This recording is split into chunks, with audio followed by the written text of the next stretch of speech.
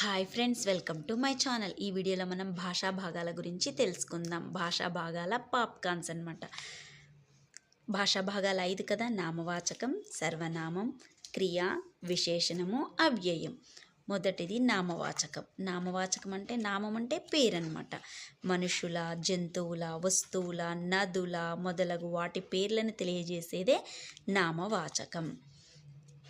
Examples చూడండి. ఉదాహరణ: సింహం, కుర్చీ, హైదరాబాదు, గంగా, రవి, తబల. ఇదేమో ఈ రవి అనేది అబ్బాయి పేరు, సింహం జంతువు, కుర్చీ వస్తువులు, హైదరాబాద్ ఓకే, గంగా నది, మామిడి చెట్టు పండ్లది, తబల ఇన్స్ట్రుమెంట్స్ సంగీత వాయిద్యాల పేర్లు. ఇలా అనమాట పేర్లను తెలియజేసేది నామవాచకం. నెక్స్ట్ సర్వనామం. రెండోది వచ్చి సర్వనామం. సర్వనామం అంటే నామవాచకమునకు బదులుగా వాడబడే పదాలను సర్వనామం అంటారు. అంటే ఇన్స్టెడ్ ఆఫ్ నౌన్స్. ఇంగ్లీష్లో నౌన్స్ అంటారు కదా, నామవాచకం, సర్వనామం ప్రొనౌన్స్ కదా. అయితే ఇన్స్టెడ్ అంటే బదులుగా, నామవాచకానికి బదులుగా వాడబడే పదాలను సర్వనామం అంటారు.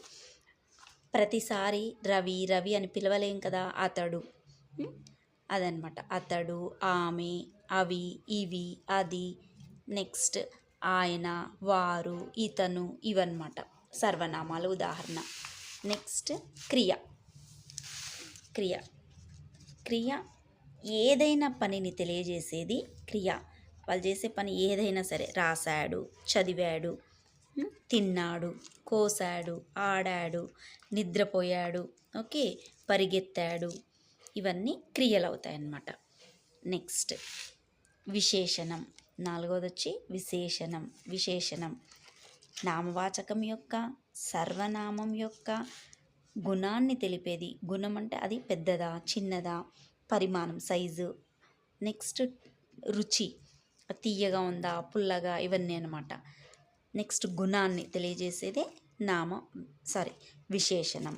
ఉదాహరణకి పెద్ద, మంచి, చేదు, ఎరుపు, గొప్ప, అందం, ఇలా అనమాట. నెక్స్ట్ అవ్యయం. అవ్యయం అంటే లింగ, అవ్యయం, లింగ, వచన, విభక్తి ప్రత్యయాలు లేనటువంటి పదాలను అవ్యయాలు అంటారు. ఉదాహరణకి ఔరా, ఆహా, భలే, అయ్యో, కనుక, ఓహో, కావున, మరియు, ఇవన్నీ అవ్యయాలు అవుతాయి అన్నమాట. Okay friends, thank you friends. ఈ వీడియో కనుక నచ్చినట్టయితే లైక్ చేయండి, షేర్ చేయండి. Please subscribe my channel. Thanks for watching.